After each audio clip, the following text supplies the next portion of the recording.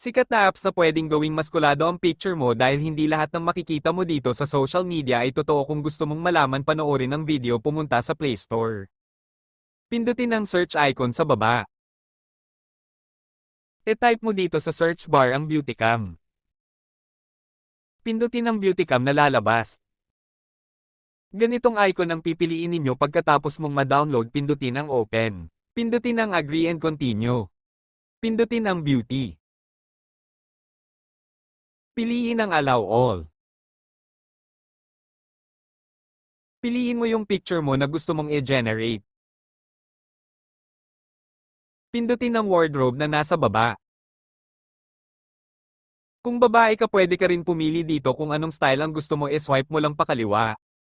Kung lalaki ka naman, i-swipe mo lang pakaliwa ang nandito sa taas at hanapin mo ang him. Pindutin mo ang him.